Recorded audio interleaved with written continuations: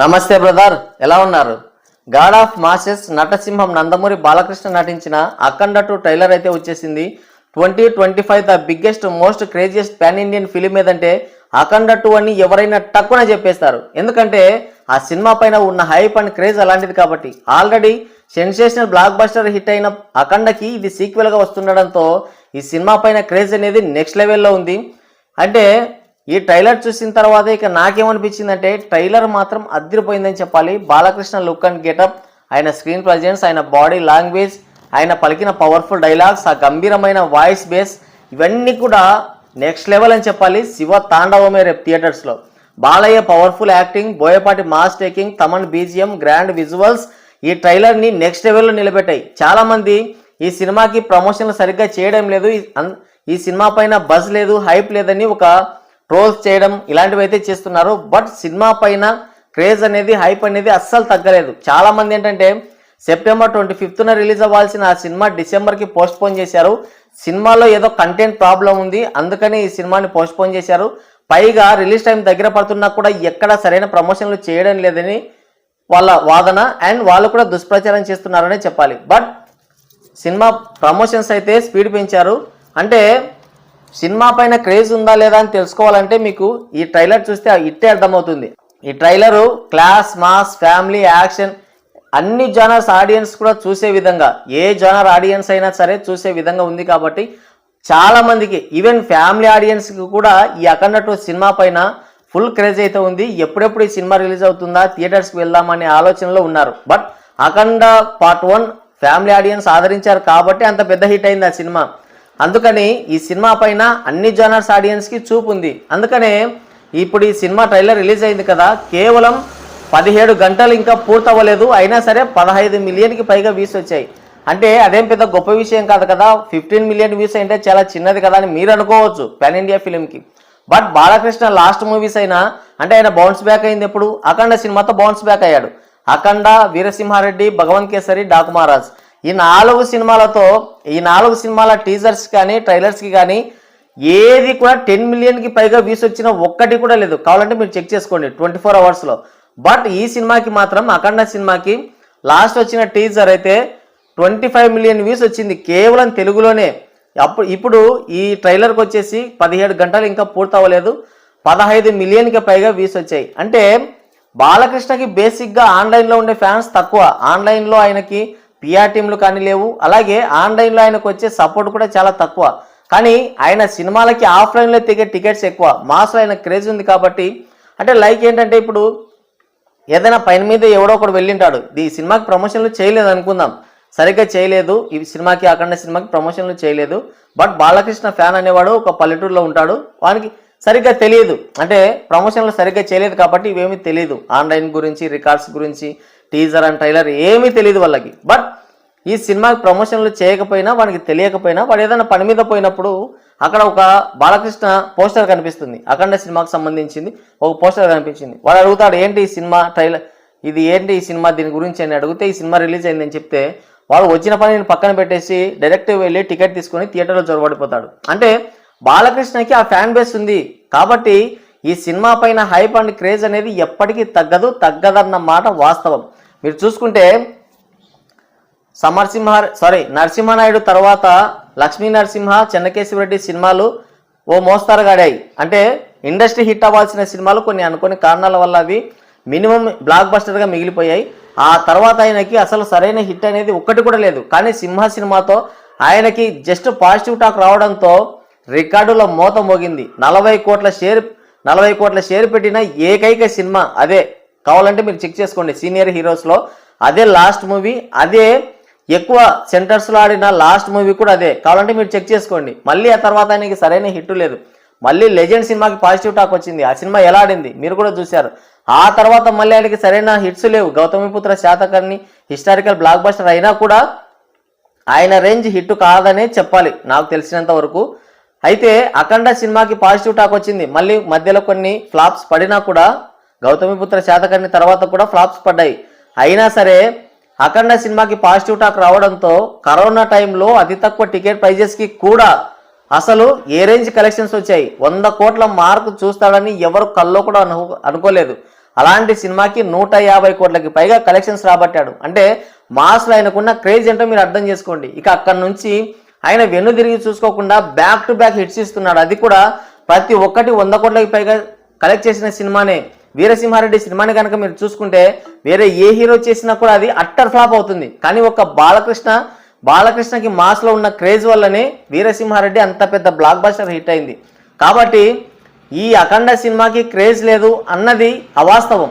ఇక క్రేజ్ లేదు అది ఇది అని చెప్పేది కేవలం హేటర్స్ మాత్రమే. కేవలం సినిమా పరిధిని తగ్గించాలి, ఏదో చేయాలనే ఉద్దేశంతో, ఏదో ఒకటి ఏదన్నా బొక్కలు వెతకాలనే ఉద్దేశంతో అలా చెప్తున్నారు. కానీ అఖండ సినిమా పైన అన్ని జనర్స్ ఆడియన్స్కి, even class, mass, action, family, suspense, thriller, horror అన్ని జనర్స్ ఆడియన్స్కి కూడా అఖండ సినిమా పైన క్రేజ్ ఉంది. అందుకాక అఖండ సినిమాలో హర్రర్ ఎలిమెంట్స్ ఉన్నాయి, డెవోషనల్ ఎలిమెంట్స్ ఉన్నాయి, మాస్ ఎలిమెంట్స్ ఉన్నాయి, ఫ్యామిలీ ఎమోషన్స్ ఉన్నాయి, అన్నీ ఉన్నాయి. కాబట్టి అన్ని జనర్స్ ఆడియన్స్ కూడా ఈ సినిమా కోసం వెయిట్ చేస్తున్నారు. వాళ్ళంతా కూడా ఆన్లైన్ ప్రేక్షకులు కాదు, ఆఫ్లైన్ ప్రేక్షకులు. సినిమా రేపు రిలీజ్ అయితే మీకు ప్రీమియర్స్తోనే ఈ సినిమా పెట్టే రికార్డ్స్తోనే మీకు అర్థమవుతుంది. కాబట్టి సినిమా పైన హైప్ తగ్గలేదన్నది వాస్తవం. ఇకపోతే ఈ సినిమా పైన విపరీతంగా ట్రోల్ చేస్తున్నారు. అంటే ఏదో బాలకృష్ణ చేసిన, అంటే ఇప్పుడు ట్రైలర్లో ఉన్నటువంటి కొన్ని షార్ట్స్ తీసుకుంటే, ఫైట్స్ తీసుకుంటే చాలా ఓవర్గా ఉన్నాయి. బాలకృష్ణ ఇలా శూలం పెట్టి తిప్పడం ఏంటి, ఇలా శూలం పెట్టి తిప్పడం ఏంటి, అలా కొడితే అంతమంది ఎగిరిపోవడం ఏంటి, ఇలాంటి కొన్ని షార్ట్స్ చూపించి ఇన్స్టాగ్రామ్లో వీర లెవెల్లో ట్రోల్స్ అయితే చేస్తున్నారు. అలాంటి వాళ్ళకి నేను కొన్ని సమాధానాలు అయితే చెప్తాను. ఎందుకంటే మీరు ట్రోల్ చేసినంత మాత్రాన సినిమాకున్న హైప్ కానీ క్రేజ్ కానీ తగ్గిపోదు. ఖచ్చితంగా బ్లాక్ బస్టర్ అయ్యే సినిమా ఖచ్చితంగా నార్త్ ఇండియాలో మాత్రం అద్దరగొట్టేస్తుంది. ఎందుకంటే మనం ఆల్రెడీ బోయా మాస్ని మనం ఎంజాయ్ చేసాం. సింహ, లెజెండ్, అఖండ ఈ 3 సినిమాలు చూసాం. వాళ్ళ ఫార్మాలిటీస్ ఎలా ఉంటాయో, వాళ్ళు ఏ విధంగా ట్రీట్ చేస్తారో మనం చూసేసాం. అంటే ఇక్కడున్న వాళ్ళకి కొంచెం బోర్ కొట్టవచ్చు, కానీ మాస్ ప్రేక్షకులకైతే బోర్ కొట్టదులేండి. కొంతమంది కావాలని ఏదైతే బాలకృష్ణ పైన విమర్శలు చేయాలి, ఏదో చేయాలనుకున్న వాళ్ళకి మాత్రం ఆ విధంగా ఉంటుంది. కానీ మాస్ ప్రేక్షకులు మాత్రం బాలయ్య, బోయపాటిల మాస్ కాంబోని ఖచ్చితంగా ఎంజాయ్ చేస్తారు. బట్ ఇక్కడ ఉన్న వాళ్ళకి అది చూసి కొంచెం బోర్ కొట్టినట్టుగా, లేదంటే ఏదో మిస్ అయినట్టుగా ఏదో అట్లా ఫీల్ అవ్వచ్చేమో. కానీ నార్త్ ఇండియాలో మాత్రం సినిమా ఊచకోతకు వస్తుంది ఖచ్చితంగా. అంటే ఈ లెవెల్లో మాస్ని వాళ్ళకు చూపించే డైరెక్టర్లు ఎవరు లేదు, ఆ లెవెల్లో మాస్ని ప్రజెంట్ చేసే హీరోలు కూడా అక్కడ ఎవరు లేరు. అందుకనే పుష్ప సినిమాకి ఇరగబడ్డారు, కేజీఎఫ్ సినిమాకి ఇరగబడ్డారు. ఇక వాళ్ళ బాబు లాంటోడు మన బాలకృష్ణ. అంటే మాస్ని ప్రజెంట్ చేయడంలో, ఆ వైబ్స్ తీసుకురావడంలో ఇక వేరే లెవెల్ ఉంటుంది. అదిగాక మీరు చూసుకుంటే బోయపాటి తీసేవి అన్నీ కూడా ఒకే లెవెల్, ఒకే టెంప్లెట్ సినిమాలు. అంటే సింహ తీసుకోండి, ఫస్ట్ ఒక బాలయ్య ఉంటాడు, చిన్న బాలయ్య, ఆయన ఇంటర్వెల్కు లాక్కొస్తాడు, ఇంటర్వెల్ నుంచి పెద్ద బాలయ్య వేస్తాడు, సినిమాని లాగేస్తాడు. తర్వాత లెజెండ్ సినిమా తీసుకోండి సేమ్, అఖండ సినిమాని తీసుకోండి సేమ్. కానీ ఆయన అదే రొట్ట టెంప్లెట్ అయినా కూడా ఆయన ప్రజెంట్ చేసే విధానం నెక్స్ట్ లెవెల్లో ఉంటుంది. సింహ చూసిన మనం లెజెండ్ కోసం ఎగబడ్డాం. అసలు లెజెండ్ సినిమాలో పెద్ద బాలయ్య ఇచ్చిన తర్వాత ఆ డైలాగ్ డెలివరీ కానీ, ఆ మాస్ యాక్షన్ సీన్స్ కానీ చూస్తే గూస్ బంప్స్. నువ్వు ఎన్నిసార్లు అయినా చూడవచ్చు. ఇంకా అసలు ఇక్కడ ఇది చూడకూడదు, ఇది బాగోలేదు, ఇది బాగోలేదు అని మనం వంక పెట్టడానికి ఉండదు. ఆయన ప్రజెంట్ చేసే విధానం, ఆయన చూపించే విధానం నెక్స్ట్ లెవెల్లో ఉంటుంది. ఆ తర్వాత అఖండ సినిమా తీసుకోండి, ఇక అఘోర క్యారెక్టర్లో బాలయ్య ఎంట్రీ ఇచ్చినప్పుడే మనం ఇంకా పూనకాలతో ఊగిపోతాం. మధ్యలో ఆ ఇంటర్వెల్ కార్డ్ పడినా కూడా ఎవరా ఈ మధ్యలో బ్రేక్ వేసిందా అని కొంచెం అసహనంగా ఫీల్ అవుతాం. అంటే ఆ వైబ్స్కి తీసుకెళ్తాడనమాట. ఇప్పుడు బాలయ్య, చిన్న బాలయ్య ఉంటాడు. ఇప్పుడు అఖండ 2లో కూడా సేమ్ టు సేమ్ మురళీకృష్ణ అదే చిన్న క్యారెక్టర్ ఉంటుంది. ఆయన హిందూపూర్ ఎమ్మెల్యేగానే ఏదో ఉంటాడు. ఏదో అనుకోకుండా వాళ్ళకి ఏదో కష్టం వస్తుంది, ఇంటర్వెల్లో పెద్ద బాలయ్య ఎంట్రీ ఇస్తాడు మధ్యలో. ఓకే, అంతవరకు ఓకే. కానీ ఆ వైబ్స్ని తీసుకురావడంలో బోయపాటి సక్సెస్ అవుతాడు. అంటే దానికి ముందు వచ్చే కొన్ని సీన్స్ ఉంటాయి, ఎమోషనల్ సీన్స్ ఉంటాయి, అలాగే కొన్ని ఎలివేషన్ సీన్స్ ఉంటాయి. అక్కడ ఒక ఎమోషన్ పండుతుంది, ఇక ఎవరు లేరు కాపాడడానికి, వీళ్ళకి ఏదో అవుతుంది, ఖచ్చితంగా పోతారు అన్న భావన కలుగుతుంది. బట్ మనకు కలగదులేండి, అంటే మనం ఆల్రెడీ చూసాం కాబట్టి బోయ. అలాంటి టైంలో మనకు పెద్ద హీరో వస్తాడని మనకు ఎరక కాబట్టి మనం పెద్దగా ఫీల్ కాకపోవచ్చు. బట్ అలాంటి ఒక సిచ్యువేషన్ క్రియేట్ చేసి ఆ తర్వాత హీరోకి భారీ ఎలివేషన్లు ఇస్తాడు. అంటే ఇంకా మనమే అక్కడికి వెళ్ళి ఏదో వాళ్ళని ఏదో చేసినట్టుగా ఫీల్ అయిపోయేంత ఎలివేషన్ ఇస్తాడు. అప్పుడు పెద్ద హీరో అంటే బాలయ్య, నెక్స్ట్ బాలయ్య ఎంట్రీ ఇస్తాడు. అది మనకి ఓ రేంజ్లో కనపడుతుంది. ఇక మనకే అలా ఉందంటే అంటే మనం చూసిందే చూసి ఆ సినిమాలని హిట్ చేసామంటే ఇక నార్త్ ఇండియన్స్కి, నార్త్ ఆడియన్స్కి ఏ విధంగా ఉంటుంది మీరే ఒకసారి గెస్ చేయండి. కాబట్టి బోయపాటి అక్కడ సక్సెస్ అవుతున్నాడు. ఆ మాస్ ఎలివేషన్లు, దానికి ముందు వచ్చే ఆ ఎమోషన్ సీన్స్తో ఒక స్టేజ్కి తీసుకెళ్తాడు మనల్ని, ఆడియన్స్ని ఒక స్టేజ్కి తీసుకెళ్ళి అక్కడ కూర్చోబెట్టి ఒక అసహాయ స్థితిలో కూర్చోబెట్టి మళ్ళీ వెంటనే ఎలివేషన్లు ఇచ్చి హీరోని ఎంట్రీ ఇప్పిస్తాడు. దెబ్బకు జై అని లేస్తుంది సినిమా. కాబట్టి నార్త్ ఇండియాలో మాత్రం సినిమా అయితే ఇరగదీస్తుంది ఖచ్చితంగా, ఇది మాత్రం రాసి పెట్టుకోండి. అయితే ట్రోల్ చేస్తున్న వాళ్ళకి నేను కొన్ని వీడియోలు చూపిస్తాను చూడండి ఫస్ట్, తర్వాత దాని గురించి మాట్లాడుకుందాం. ఆ వీడియో క్లిప్ ప్లే చేస్తాను, జస్ట్ వాయిస్ ఒకసారి వినండి. మామూలోడు కాదు సామే, సప్త చక్ర సమూహాన్ని తన ఆధీనంలో పెట్టుకున్న సిద్ధుడు సామే, పంచభూతాలు సైతం వీళ్ళ మాట వింటాయి.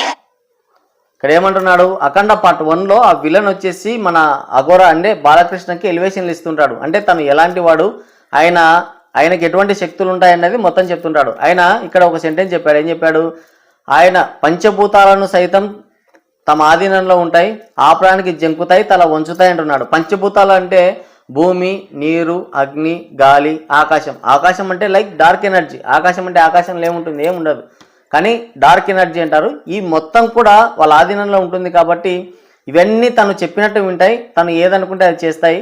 అలాగే తనని ఆపడానికి జంకుతాయి, అంటే తనకు ఎదురు చెప్పలేవు. లైక్ ఆయన అగ్నిని తొక్కినా కూడా ఆయన శరీరాన్ని అగ్ని కాల్చలేదు. అలాగే ఆయన నీళ్ళల్లో ఉన్నా కూడా ఆ నీరు తనని ఏం చేయలేవు. అలాగే ఇంకా గాలి ఉంది, గాలి కూడా తనని ఏమీ చేయలేదు. కాబట్టి పంచభూతాలన్నీ కూడా తన ఆధీనంలోనే ఉంటాయి.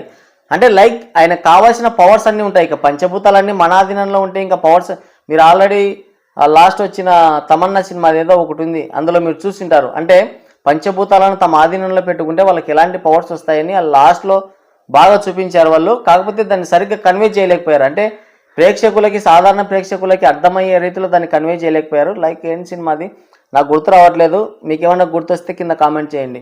తర్వాత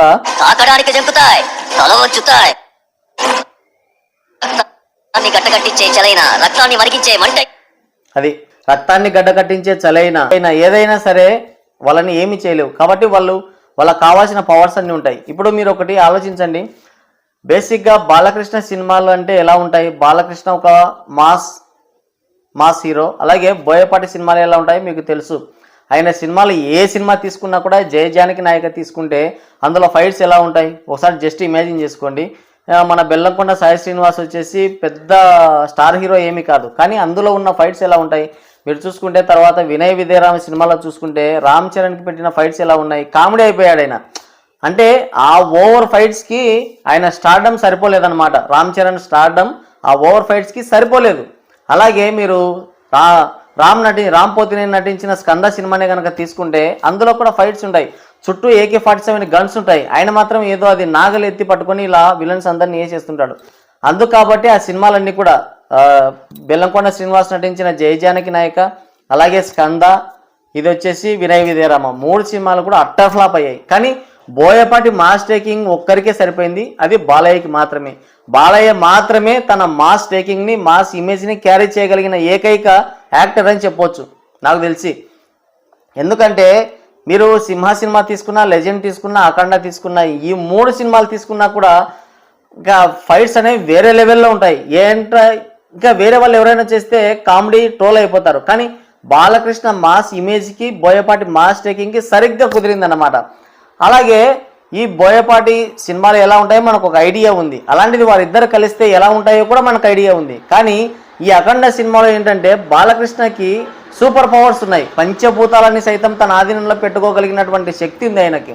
కాబట్టి ఆయన ఏమైనా చేయొచ్చు, ఇలా త్రిశూలాన్ని అయినా తిప్పొచ్చు, గాల్లోకి పెట్టి లేపొచ్చు, ఆయన గాల్లోకి ఎగరవచ్చు, ఏమైనా చేయొచ్చు ఆయన. కాబట్టి ఆయనకి పవర్స్ ఉన్నాయి. మామూలుగానే బాలకృష్ణ ఎలాంటి వాడు, ఒక సూపర్ పవర్స్ లేని ఒక సూపర్ హీరో లాగా చూస్తుంటాం. అంటే ఆయన తొడగొడితే ట్రైన్ ఎన్నికకి వెళ్ళిపోయినా కూడా మనం జై బాలయ్య అంటాం. అలాగే తంతే కారు ఎన్నికకి వెళ్ళిపోతే జై బాలయ్య అంటాం.